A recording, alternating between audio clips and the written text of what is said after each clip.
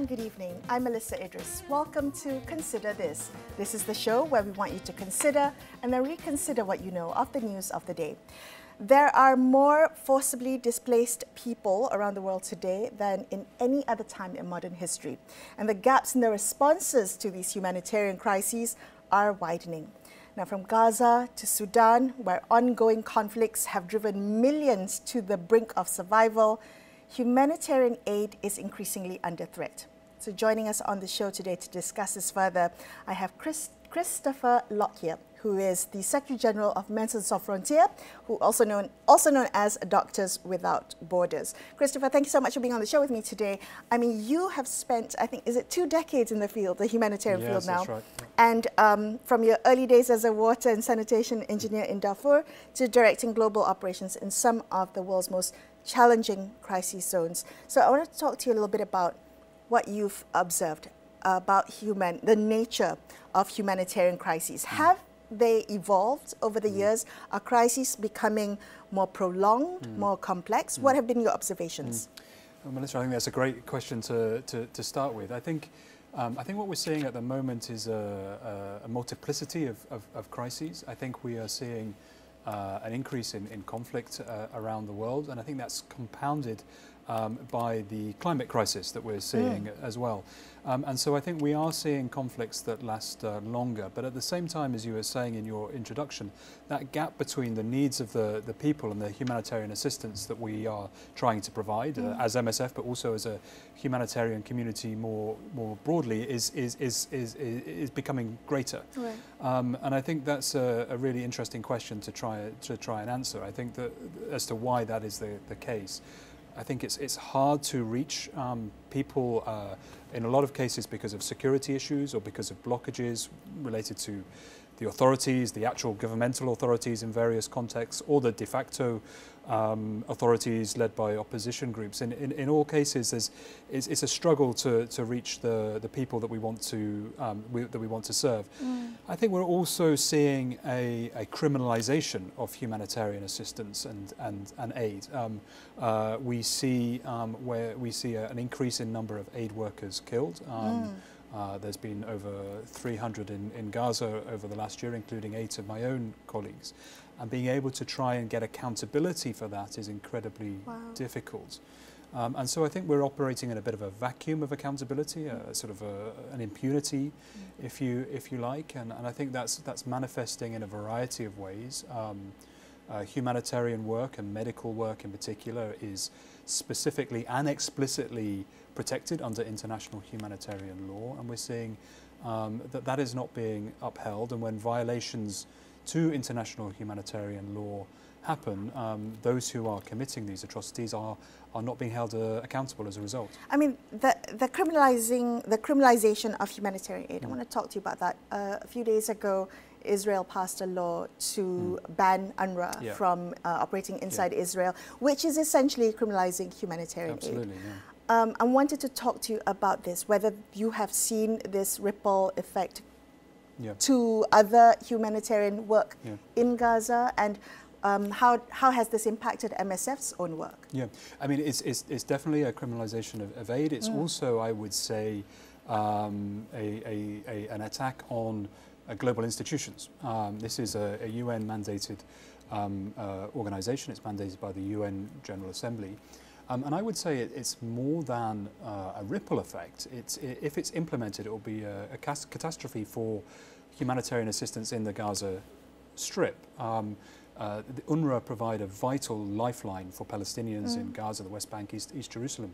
And if they are not able to continue to provide the assistance they do, then the rest of us, in this very unique context of Palestine and Gaza in particular, we rely on them as a backbone for the humanitarian services in Gaza. And so it's incredibly worrying, not just for the direct support that UNRWA plays, but also the indirect support that they give to other organizations as well, including our own and many others.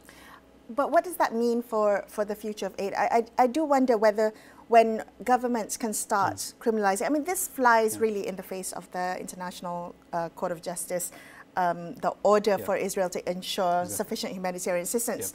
You talked about these operating with, done with impunity almost, to the disregarding the rules of war.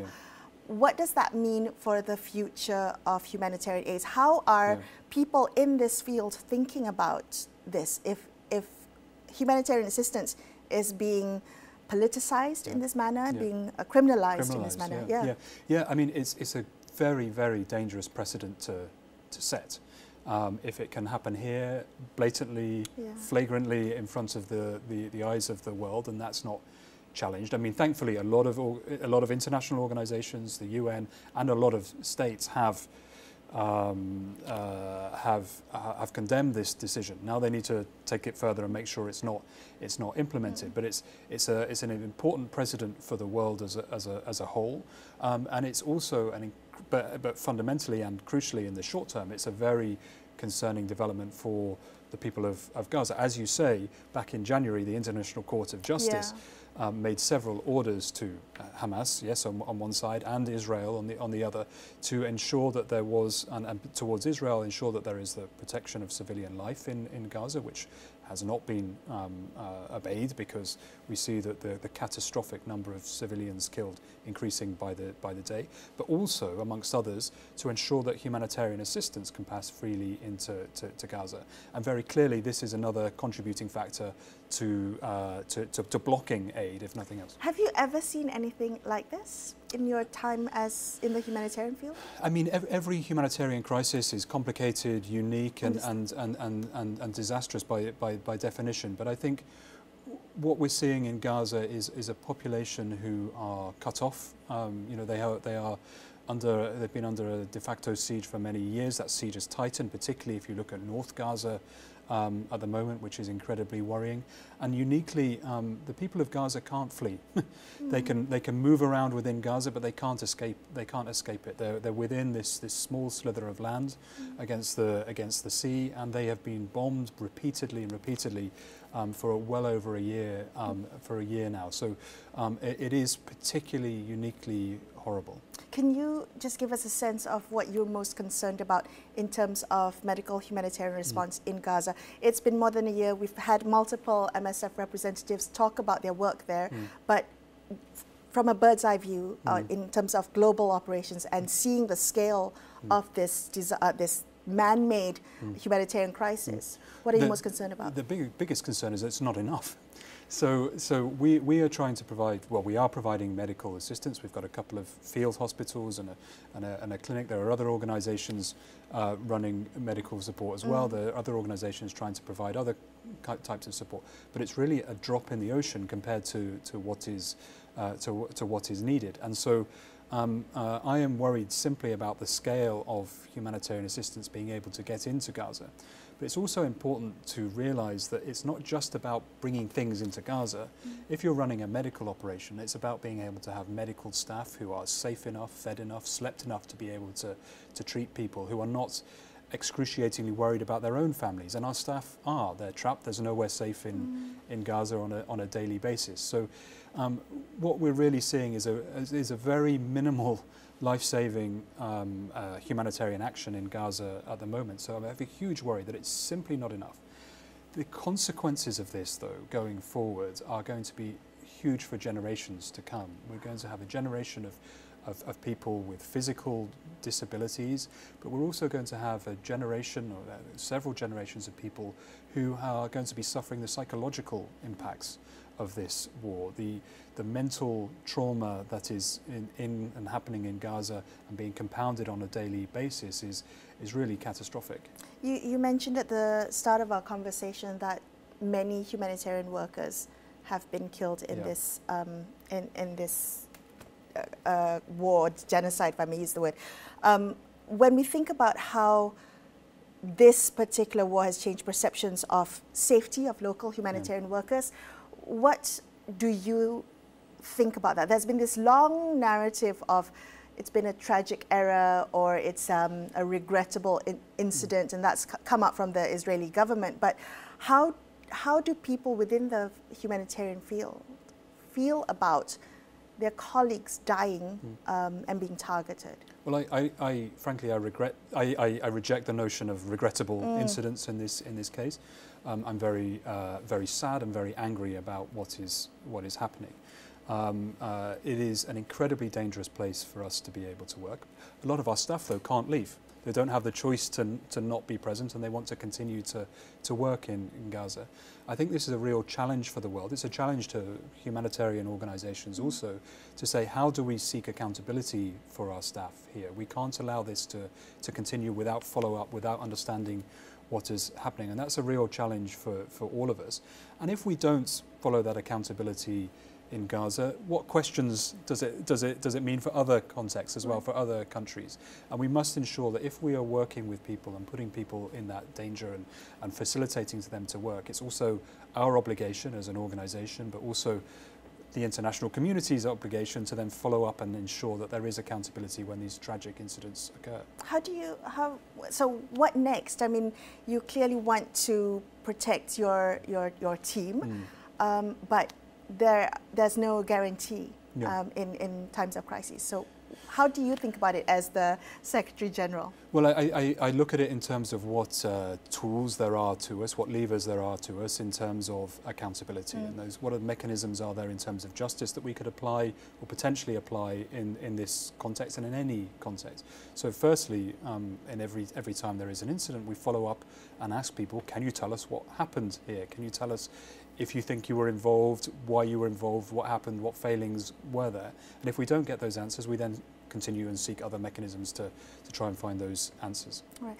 If I may also bring Sudan into the conversation, which is a really another situation that I think has kind of fallen off the media radar. Talk to me about the reality of the humanitarian situation in Sudan and how to bring attention back to the humanitarian crisis that's worsening there. Yeah, so Sudan is another example of a really important humanitarian situation. In Sudan, we have probably the largest and fastest growing internal displacement crisis. There are around 10 million Sudanese people displaced. That's 1 in 5 Sudanese people. And that's, and on top of that, we have around 2 million Sudanese people seeking refuge in neighbouring countries like Chad, for example. At the same time, there's been a similar disregard for the health system in Sudan as we've seen in Chad, and there's something like 20% of the health services only left as operational in Sudan. But let me give you an example of one of the real critical situations, specific and critical situations in Sudan. There's a camp in North Darfur, in the North Darfur region of Sudan called Zamzam. In August this year, a famine was declared in that camp. So obviously a critical situation to be able to provide humanitarian assistance. We, MSF, in September had to stop the treatment of 5,000 acutely malnourished children in Zamzam camp because we couldn't get the supplies in. And our supplies were being blocked by both sides of this conflict, the RSF, the Rapid Support Forces on one side, and the government forces on the other. And so in this acute famine situation, we have been blocked essentially from providing humanitarian assistance, which is a huge red flag that the whole world should know about and be furious about. Why aren't we furious about it? Why don't we know about it? Well, I think there's a question of bandwidth in terms of being able to hear and see what's going on, but I also think it's a question of some conflicts are de facto given more attention than others, and I think if the world's big powers have a particular stake in a conflict, as they do in Gaza, then it gets more attention, and if it doesn't, then it doesn't. And I think that we should reject this notion of one humanitarian crisis being more worthy of our attention of another, and I think it's on all of us. It's on aid workers to talk about it. It's on journalists to seek out that information as what's happening, and it's in the global community, all of us as global citizens, to be able to understand what's going on with fellow people around the world. One of the things that I've noticed in my work with in interviewing MSF representatives has been that it's not just the humanitarian response that's important, but also the talking about it, the sharing what you've seen, what you've experienced. And I think that's also really important.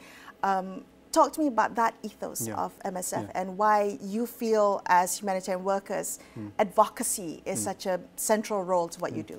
It goes back to, from an MSF perspective, it goes back to our very founding just over 50 years ago. We were founded by journalists and doctors. Oh. So this two-pillar approach in terms of trying to provide relevant, high-quality medical care and talking about some of the atrocities, the marginalisation, the criminalisation of individuals that we see at the same time is really part of our DNA, and it's remained part of the DNA. That makes our lives challenging as well, because often the two are seen as in tension with each other, particularly in very sensitive places where if we talk about what we see, our presence may be rejected or our presence may be blocked. And this is a real challenge for us to be able to maintain those two elements. I would say that it's also, we can't do that alone. And if you briefly go back to Gaza for a moment, there are essentially no international journalists in Gaza. Right. There's some amazing Gazan journalists in Gaza, but really for this notion of having a distance, almost neutral approach and an understanding of what's going on, international journalists are essential. And so what you're seeing in Gaza at the moment is the burden of telling testimony and telling stories onto humanitarian aid workers like myself and my colleagues. And that's a heavy burden to take on top of the speaking out in terms of what we're seeing on a daily basis. So it does it affect your work in these crisis zones at all? I mean, do they worry? They're like, MSF is quite vocal and... Yeah, absolutely. I mean, it's on one hand, I think that we get a certain amount of respect for talking about what we're seeing, but in a lot of countries, I think people would like us to be present, treat the people who need the treatment, and then don't say anything else. But I think going back to what we've been saying in terms of the lack of knowledge for some of these conflicts, it's really important that the world hears about it. And if we have feet on the ground, if we have people there treating people, that's a key tool for being able to tell these stories to the world. How do you get around? Are there ways around the barriers and the obstacles that both sides put on humanitarian aid coming in? Are there ways to get around these warring factions? Well, yeah, I mean, we're in a constant negotiation with... So you're talking with all the stakeholders? That's our policy, yeah. Where we can, absolutely, that is our policy. And we like to talk to them directly rather than through intermediaries. So we will be talking, if we go back to Sudan, we're in contact with both sides of the conflict. We will be very open to them about what we want to achieve, what we want to do, also what we're seeing. So often, if we're going to talk about our aid or assistance being blocked, we'll tell them that we're going to talk about it before we do talk about it. That's just respectful. So we're in a continual negotiation. There are many factors in somewhere like Sudan. There is administrative procedures that need to be addressed. There's also very physical issues, like it's the rainy season, and simply moving trucks around and moving supplies around in Sudan at this time of year is incredibly difficult, even when there are no administrative or political blockages.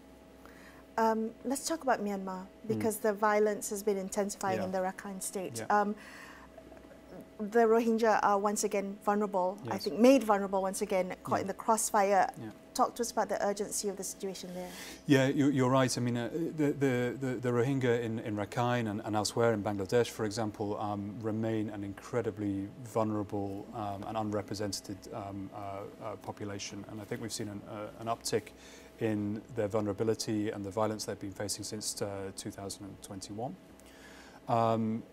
At the same time, our access in Rakhine State, for example, has diminished significantly. And again, we are capable of going there, doing more, but we need the political will to unblock this situation to allow us to operate in Rakhine.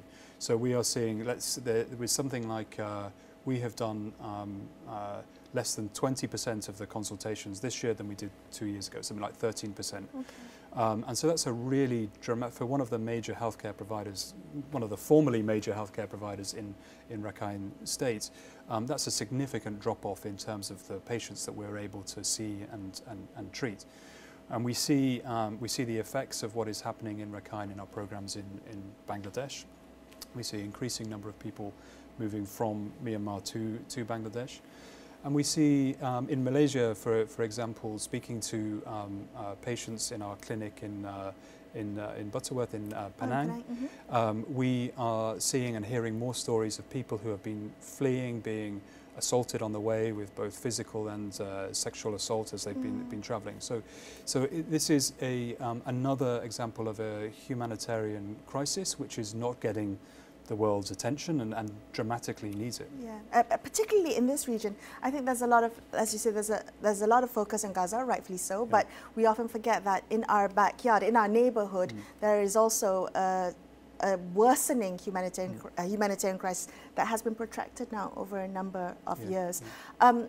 I want to ask you, when we see this trend of humanitarian aid being systematically used as a political tool, as a weapon of war, to punish people collectively. What is it that the international community needs to do?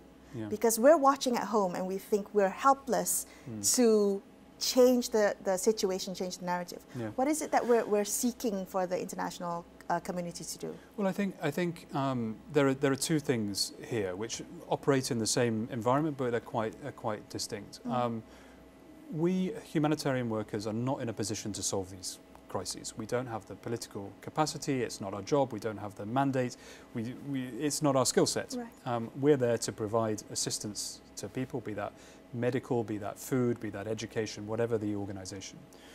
Now we are willing and prepared to work in any environment in which we can get some level of guarantees for the security of our staff. It is the job of the international community to provide, to solve these conflicts, to address these conflicts. And I think what we're seeing at the moment is a bit of a stepping back from that responsibility and saying, well, okay, let the humanitarians do their job. Well, that's not okay. Humanitarians will, and I am very proud of our teams around the world and the teams of humanitarian workers all around the world, doing their job in very difficult circumstances. And we will try and negotiate our presence in these conflicts, whether there's a war there or whether there's a ceasefire, whether it's ongoing, whether there's negotiations happening at a political level. Our job is to provide that assistance. And we would say to the United Nations Security Council, to the people sitting in the UN General Assembly, please do your job and ensure that you are providing the peace and security that is needed for the world as a whole. Right. Well, part of the work is also talking about what you see. And can I ask you, for many of our audience today, what would you like to convey to everyone regarding the urgency of these humanitarian crises? Sometimes our attention gets pulled into different directions, but what would you like us to leave with tonight? I would like to leave with the notion of not giving up. Now, the way I would see this is that we are funded by around 7.3, 7.8, something like this, between 7 and 8 million private donors. Now, of course, they provide the financial backbone for what we do, but these people are our partners. They are people who are seeing the crises and wanting to help. And what I take from this is that there's a lot of solidarity in the world. There are a lot of people who are caring for other people, people around the other side of the world that they've never met, that they will never met. So while we see political issues domestically and internationally, we're also seeing a huge amount of compassion. And that compassion is there. You see it through these donors. You see it in war zones, in conflict zones. When I was in Gaza just a few months ago, I saw a young boy with his father who was visiting our clinic on a daily basis. He had the most horrific burn wounds after the school that he was staying in was bombed. But his father was showing him so much love and bringing him to the clinic. He was almost a guest of honor in our clinic on a daily basis, and they were in each other's arms as he was having his wounds dressed on a daily basis. And so on a global level and within these conflicts, there's a huge amount of compassion and humanity which is still there and is propagating and expanding. And so I would leave with that message of hope, of don't give up, of you can do something, engage, because all these people around the world in humanitarian crisis need it and deserve it as much as your next door neighbour. Engage. I think that's the word for today. Is that what keeps you in this field, that despite all the despair you may bear witness to, that there are pockets of humanity that recharge you? Yeah, absolutely. And everywhere you go, you see people having fun, creating joy, playing. And I also have amazing teams around the world who are energized, compassionate, passionate, and really striving every day to make these situations better. And it's very hard to not feel energized when you work in an environment like that. Thank you so much, Chris, for being on the show with me today. I appreciate your time. Thank you. That's all we have for you on this episode of Consider This. I'm Melisa Idris, signing off for the evening. Thank you so much for watching. Good night.